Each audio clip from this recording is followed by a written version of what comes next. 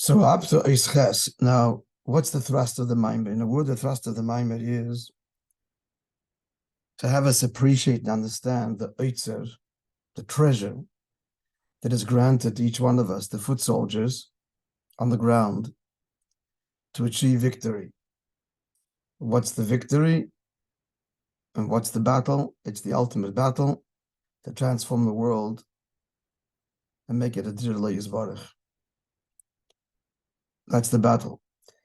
So to achieve that, and in this final generation, the Der Hashvi, so the treasure, like the Maamorim talks about, the feeding of his Maamorim, the treasure that has been kept under lock and key for generations, no eye sees it. Now when it comes to the battle for the very existence, the reason, the et of the state, so when that's threatened, and that's the whole question, so then the Bizbuz Oitzers, the king opens up the treasures and casts them out without cheshbon, and all for whom? For the soldier on the ground who brings about the victory, and that's you and I. So this whole arichas here is to explain what is this level of Oitzer above, this hidden treasure. To understand that, there were several chapters in the Frierdiker Rebbe's Maamorim, which become entire Maamorim in the Rebbe's elaboration, explaining the following statement of the Zohar. The Zohar says as follows: Ein Sof l'mayla marta l'mayla mayla adin ketz u'lamata mata adin tachlis. The infinite light of God is above, ascends above, without end, and descends without fathoming. So the whole arichas is to explain this divine revelation, the Ein Sof, that creates and animates everything, from the loftiest, the most sublime expression of God is what it is, and it's invested in and creates even the lowliest condition which he described, even klippa, sin, and even those who would use Torah against Torah. They too are being created and sustained at that very moment by the Ein Sof. Now, what's the point of all of this? So the Zohar is saying that the Ein Sof, notwithstanding its infinite reach, both above and below, here's the key, friends, remains fundamentally unchanged. Quite the paradox. In creation, responsible even for its ugliest expressions, and yet the Ein Sof is there. So how extraordinary is the Ein Sof? In the words of the Maamorim, it's essentially infinite.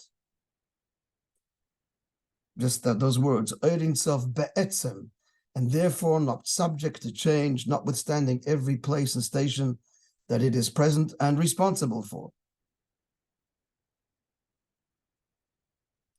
The Maamorim is still exploring, explaining what that means, drawing a contrast between Oir and Koyach, which we'll address in a moment, but let's just get the big picture. So after having appreciated the Ein Sof, God's infinite power and revelation, metaphorically termed light, dafket, because light, wherever it is, does not change, no matter how it's screened and filtered. We already encountered this. He'll bring it soon. The light being filtered through colored glass, etc. So the net result is a colored light, but be'etzem, the light remains what it is. Just the way we see it is colored, because it's being filtered through the colored glass. So Hashem's divine revelation is uniformly present, unchanged. How extraordinary that, how essentially divine is that? The unchangingness of God's investure and presence in all of existence, from the loftiest, the most sublime, again, to the most mundane and even sinful and base and concealing.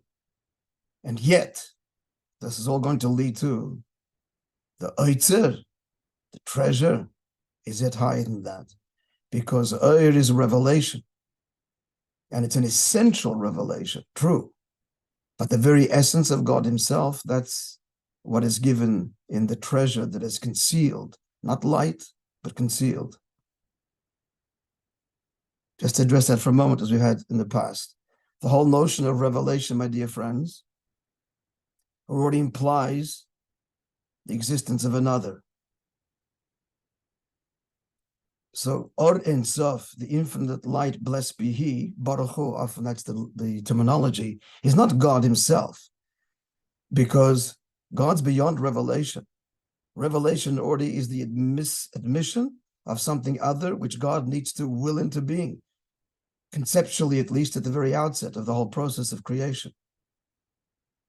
God's essence is beyond revelation. Revealed where? There's no where. I don't mean in space. I mean even conceptually, spiritually. There's no other wherein God can be revealed to. So the loftiest level of the Ein Sof, even though we explain now, it's essentially divine, yet it's unchanging, still not him. The Oitzer represents hidden, represents the essential, beyond expression state of God. Beyond expression because there is Ein Od Milvado, there's nothing outside of him wherein he could be expressed. That's symbolized by the Oitzer. It's hinted to in the Pasuk, or alluded to in the Pasuk, Yoshev Cheshech Sisrei. His secret is in darkness, dwells in darkness. Darkness as in, not negative darkness as in beyond revelation, beyond otherness, the essential, non-divisible, beyond revelation state, etzem, true atzmos. Bottom line, that's what's given to every one of us. God himself, beyond his greatest revelation. But for us to appreciate this level of the Oitzer, which can't be, of course, described, God can't be described. To appreciate that is first appreciating this great arichos, the divinity and the awesomeness of the Ein Sof, present in all things, and yet hidden in the Ein Sof is the very eye of God. That's what's given in the final generation before Mashiach comes. And that is being manifest today. It's being manifest today in an unprecedented way. The I am a Jew in the deepest way. This is what's being stirred. Tragically, but by the events of the last, it's already now 90 plus days. The I am a Jew at the deepest level. The world is confronting it. The Jew is confronting it. All of the labels and ideologies and agendas stripped away. Not a Jew because of something else, a belief, a behavior, a history. No, you just are fundamentally foreign. And Jews are sensing this. This is the Oitzer playing out. The I am a Jew, which is reflective of I am God, beyond all description, beyond all agenda, beyond all value.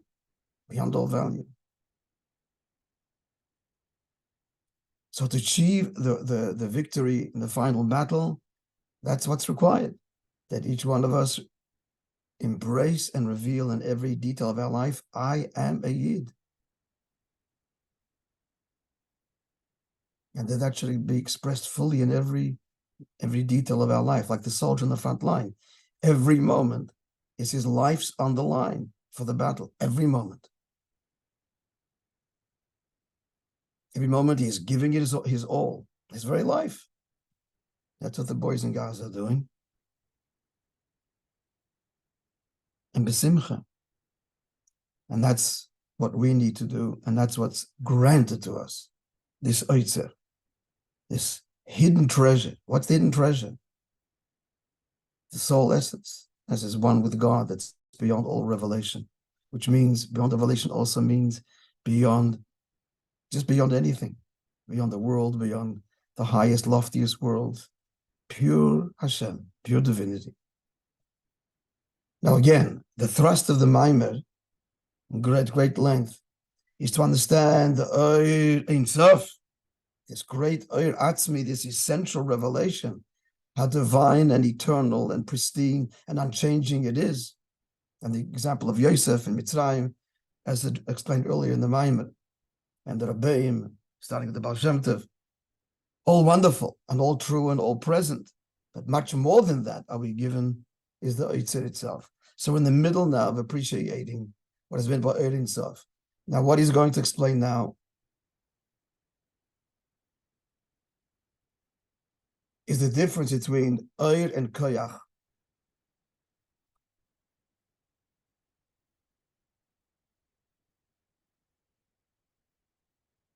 They're just words. They're just words referring to different revelations of God. But we're going to explain the significance of these words.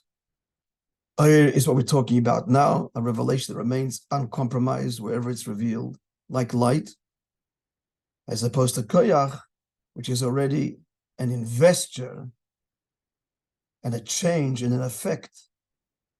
Like we said earlier, when a person expends Koyach, it's tired. You can't do two things at once either. Eir is effortless. You just are you, and your presence is manifest. Let's see in the words of the Maamorim. So the Rebbe is continuing now in his... Where are you starting from? Yeah. Thank you. The Rebbe is elaborating now. Literally, he's going piece by piece. This was the nature of the early years. The first, basically, there are two cycles, just in parenthesis here. And there are two cycles that have addressed each parak, right? Because every 20 years he addressed it. So 64 and then 84. He addressed chapter 14 of the original Bosi and Legani. We see in the second round a different style of Maamorim. The first round, he addressed that particular yearly paragraph, segment by segment. The second round, we'll see, God willing, we'll learn Tavshin Mem Daled. It's just one Nakuda that elaborates, not explaining, as it were, guiding us through the ice. But this is much more guiding through the ice.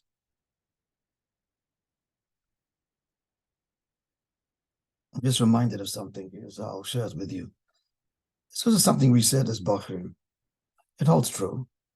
I think it's true even looking back of all these years.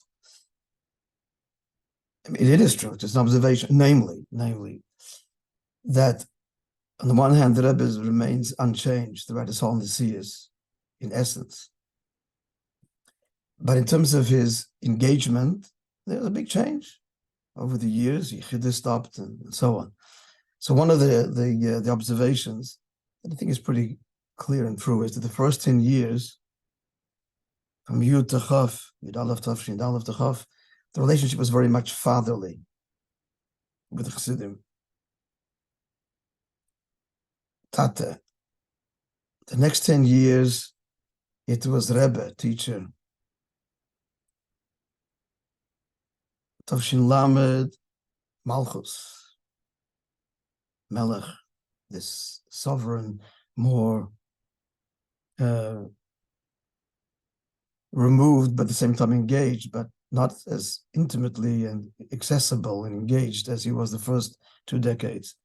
So that was the Lameds. And then we were saying that what's the Mems, of course? The Mems is Mashiach, that begins Yivaysa Mashiach. True or not, it's a fair observation. We see this in the Maamorim. I'm reminded now because in 1964, it's very much teacher. There was like a teacher guiding us through the ice. But in Tavshin Mem already was one Nakud that the Rebbe spoke about, and that was the Maamorim. It wasn't an instructive explaining, follow the details of the chapter, an observation. Behemoth is tied to what we're saying now, Eir and Koyach. It's one dimension that remains unchanged. There's another dimension that does evolve and change with the times and with the specific need of the times. That's Eir and Koyach. Let's see in the Maamorim. So the Maamorim, this is the fifth Maamorim continues. Shatam lakach, the reason. That this divine revelation, the Ein Sof, which creates and animates all of existence, is not changed in the process. And spiralus means affected. Who? Why is this so? Quoting now from the Fifth Maamorim, it doesn't mix. What does it mean it doesn't mix? You're creating, you're animating, yet simultaneously unchanged. This now is going to explain these words. It doesn't mix with creation, doesn't get compromised by creation, despite its investure. In contrast to Hashem's koyach, let's see. It's very nuanced. Let's try and get it, friends. To say that the reason that it doesn't mix is because it's so beyond creation. So the that will not explain, because it's such a lofty and so beyond creation, that when it comes into creation, it's unaffected because of the insignificance of creation. That's might be the suggested explanation. Why is the Ein Sof remain uncompromised? Because creation is so insignificant, puny and finite compared to the infinite power creating it. That is Ein Tam Maspik Shleis Pavel. That does not explain, and you tell us why, that it would not change or be affected by being invested in creation. And why wouldn't it explain this? Let's get let's read a bit and I'll summarize. The proof that because the Ein Sof is so beyond and creation is so negligible, therefore when the Ein Sof produces creation, it remains unchanged because it's such a negligible, it produced such a negligible existence, so insignificant that it doesn't affect it. That's not true, because look at the neshama and mislabish in the guf. Even though the body is a physical entity, the soul is purely spiritual, they're absolutely in contrast. And moreover, so how does the soul get into a body? It's a famous question. The soul is infinite energy. How does it get contained in a physical body?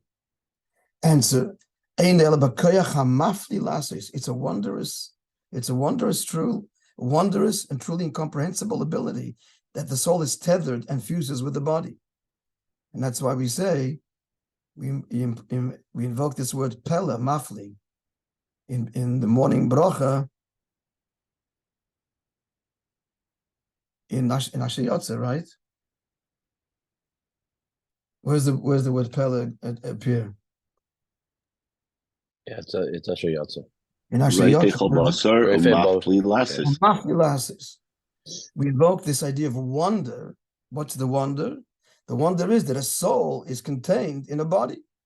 Like the Rama writes in Shulchan Aruch, that's how we say the Loshen mafilasis. Yeah, that's actually the Loshen of the bracha.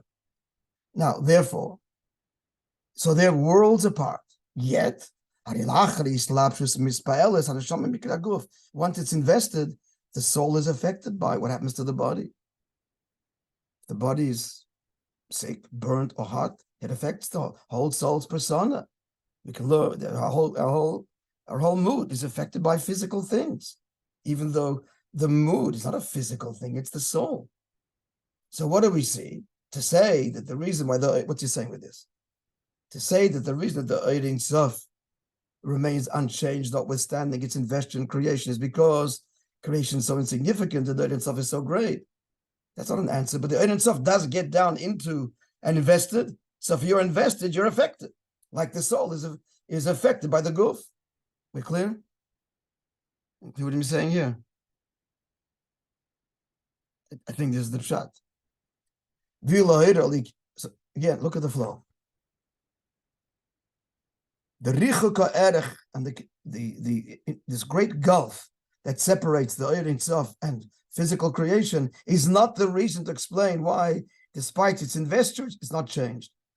Why? Because we see that the neshama and the guf are also incomparable, and yet when the neshama is invested in the body, as the Ein Sof is invested in creation, creating it and animating it, the neshama is affected.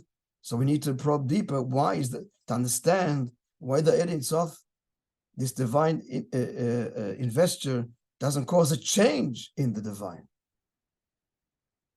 So what are the words of the Frierdiker Rebbe? V'hainu lefi she'eina misad. Cryptic words, because it doesn't mix. Now, what does this mean? So he continues there, the Frierdiker Rebbe, and says like this, in explaining this unique property of the Ein Sof. In contrast to what, friends? In contrast to the Eid of Seder Shtalshalos, which we'll see. So he brings like this. Commissioner Kosov, the Pasuk says in Shmuel, Ein Kodesh Kashem. There is no holy like God. Now the question is, that's patently obvious. What's the Pasuk saying? Moreover, the bigger question is, the Pasuk is saying, well, there is Kedusha, but not like Hashem. What does that mean? There's other holinesses. But Havaya Hashem is a different order of holiness. That's a very perplexing statement. In Kodesh Hashem, there's nothing holy like God. No, there's no holy other than God, period. You understand the question? It's implying that there is holy, but not like he is.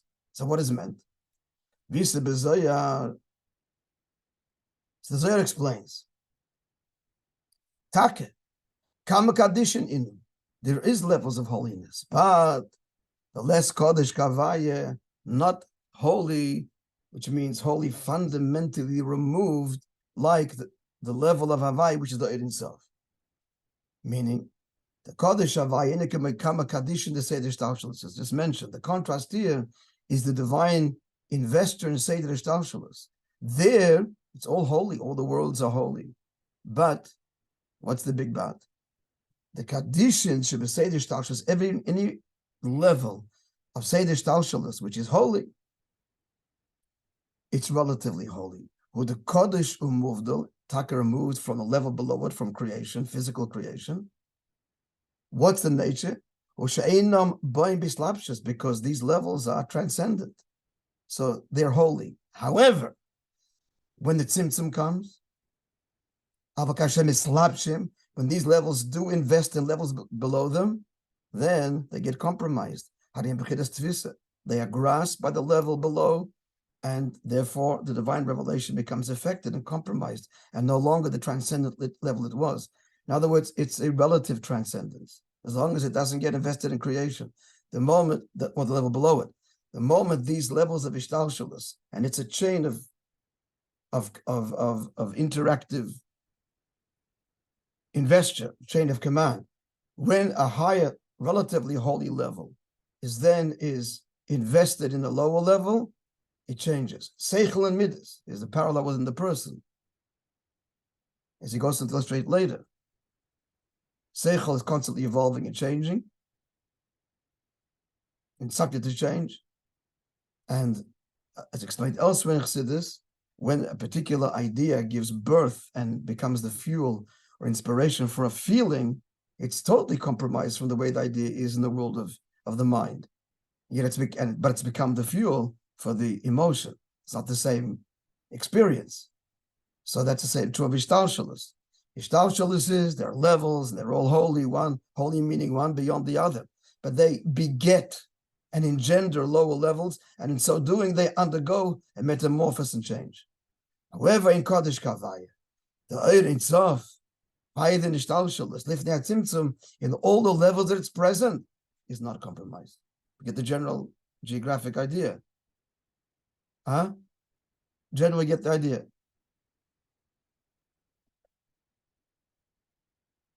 You're taking notes there. Let's keep on reading.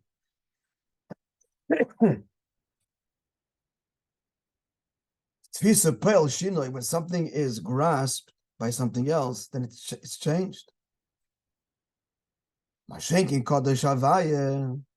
this is the whole subject matter. Is the Ein Sof, the infinite light of Hashem beyond the ishtalshalos.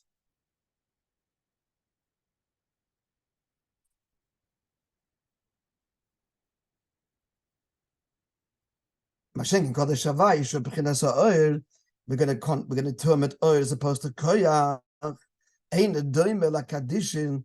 It's unlike the levels of holiness to say the ishtalshalos. Who, in what way? Madainim islabish. It's present, but not changed or affected.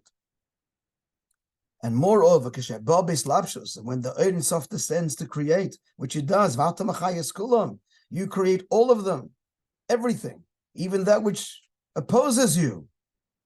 This creative force, Hashem's creative force remains unaffected by creating and being invested, therefore, even in an unholy world. Just to illustrate, earlier illustrated this of Yosef HaTzadik. Yosef HaTzadik remained unchanged. The same tzaddik, the same innocence and purity, despite being invested deeply in Mitzrayim and the most powerful man in the world, and involved in the affairs and governance of state, and yet he remained unchanged. And before he said also the Rabbi. I addressed this when we learned this earlier. Likewise, the Baal Shem Tov and the Rabbi, in all that they deal with, on the one hand invested, on the other hand unchanged, and you want them to be unchanged. Because when we come to a Rebbe for bracha, for advice, we want the uncompromised emes, no matter what level we're holding at. And that's the only answer to the whatever problem we have. I'm just trying to say that being unchanged does not mean indifferent. Doesn't mean indifferent. Yosef is not indifferent to his environment. He's invested, and he was a great teacher. But at the same time, he remained Atzilus, which our purpose is like the Ein Sof. So that's a physical incarnate of this idea of the Ein Sof descending to the lowest levels, dealing with the lowest levels in a very engaged way, but still retaining the pristine, pure divinity of the source. Again, all of this is to lead us, as extraordinary as this is, when it comes to the final battle, before Mashiach, we'll give him more than the Ein Sof. Is he coming? Is the Rebbe trying to? Is the Rebbe trying to be mechalik between Mahave, Machaya, and Koyach? No. Yeah. Mahave and Machaya is unchangeable. Masha'enke and Koyach, which is in Biyah, is changeable. Yeah. Sorry, to a certain extent, it's mislapshus. It's tpisa. So Eina Misarev is referring to the first two levels, Mahave and Machaya, and Masha'enkein Biyah is Koyach, is more of an investor. Right. So the shaila is, what do we need Koyach for? What do we even need this? If the Ein Sof is present, Lamaila Maila, Lamata Mata, and the Ein Sof is creating and animating, so why is there a need for a Koyach Lamaila?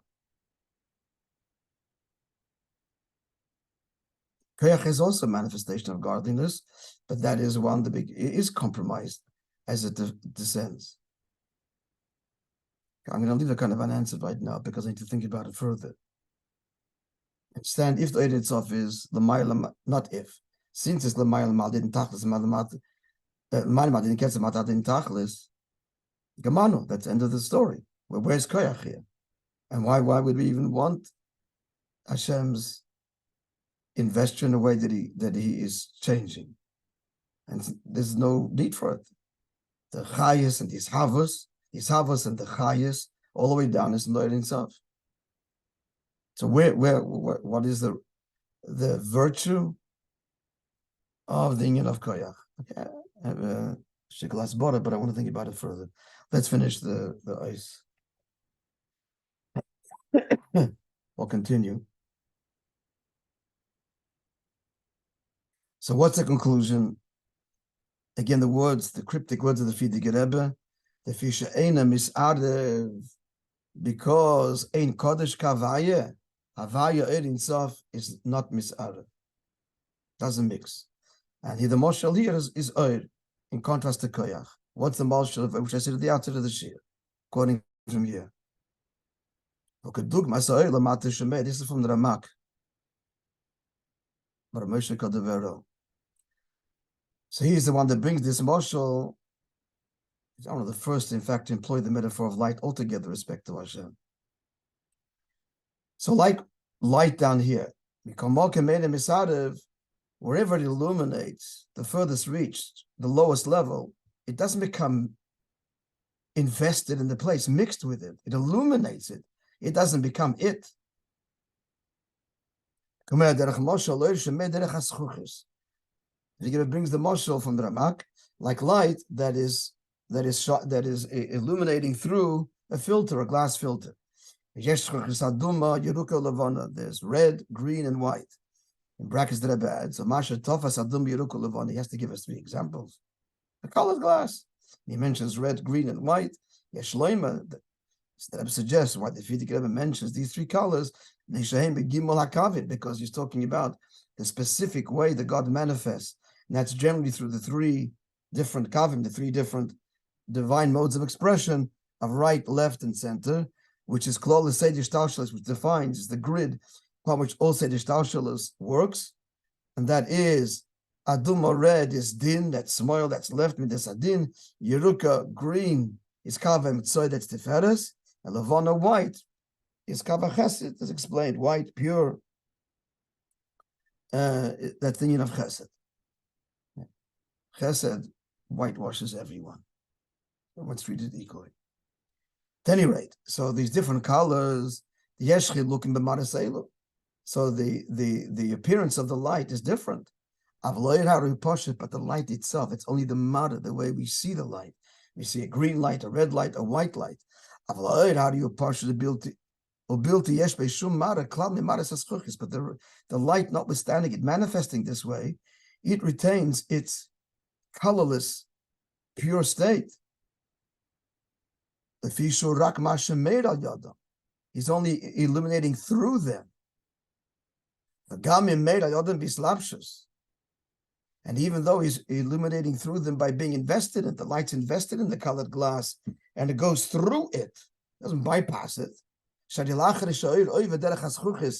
fact is, once it's gone through this colored glass, it's changed. And it's no longer the simple colorless light, or green or red. It gets down to the world of the colored glass and is passing through it. And yet, fundamentally, at its core, it's the same light. So the Nimshal, it's God invested in creating lower creations, green and all kinds of colors, and more dimmed and less dimmed, lower light forms of life, high forms of life. Creating and animating, his divine investure remains the same. God is equally present, creating with the same output, regardless of what he's producing. Because the light doesn't mix and become compromised.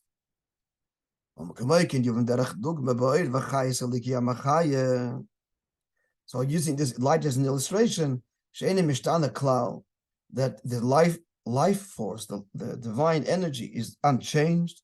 No change or spireless being affected. For Kolzen, all of this is why it's not like the regular Kodesh, the regular classic levels of revelation of Ishtalshalas, that as they descend, become compromised, and they morph and evolve. There's no evolution, there's no morphing. The equal present of the divine investure, because it's Ein Sof Be'etzem. Wherever it spreads, it retains its infinite property. It's drawn in all of the levels. All the way to the lowest, the last and lower. This is quoting from the Fidik Rebbe. It's unchanged, and not affected, unchanged. It remains essentially poshet, pure, uncompromised. Further explanation coming in. We'll just start this now. So he doesn't even address Mahava, because Mahava is Kolshkein. I mean, Madoch Mechaya, he's not affected. Kolshkein Mahava, which is even higher. But he doesn't say the word Mahava. He doesn't say it. He's speaking a lower level, certainly a higher level, which is Mahava. Mahava and Mechaya. In some places he drops the word Mahava, in fact, and just speaks Mechaya. I noticed that earlier. Why? Because here the Kechiddush is in the Mechaya, which is invested, animating. So Kol Shkei in the Mahava. Right. Okay. He's not stressing that, but that's true. Okay, so we'll stop here. Tomorrow, we didn't mention the word koyach yet. We're going to talk about the divine revelation that is compromised as it's invested in lower and lower creations. And that's called not which remains unchanging, but koyach. The word would be force, perhaps. And that is a level that is affected. Again, we'll have to address, well, why would God need that to produce that, express that? If he's creating and animating with the where is the room for, and what is the union of koyach? So that will be explored by Hashem tomorrow. Why are you using the term koyach force rather than koyach investure? No, we don't use the word investor because the is also invested, but just uncompromised. But not in such a way. Koyach is more. See tomorrow. Yeah. Koyach, are you trying to say that koyach is more, and therefore it's affected? Koyach means you are not just being yourself and radiating your presence, but you're involved in an actual agenda. You're doing something, a certain pull that you're engaged, and it exhausts you. Unfortunately, you don't have koyach. You're changed. Everything that you're invested in changes you. It means just being you, affecting your environment just by being you. Koyach, and how about machaya? And machaya too. That goes together with, that's the chiddush. That it's machaya, and even machaya, but it's machaya in such a way, b'derech hameila. We're going to get a whole aricha. Did we learn about, was that earlier? About Yudea and Yodua? That's coming. Yes. You did. Okay, we're going to revisit all of that. Okay. Okay, with the story, I guess we'll leave, but it's already close to 7. And you have to Thank you.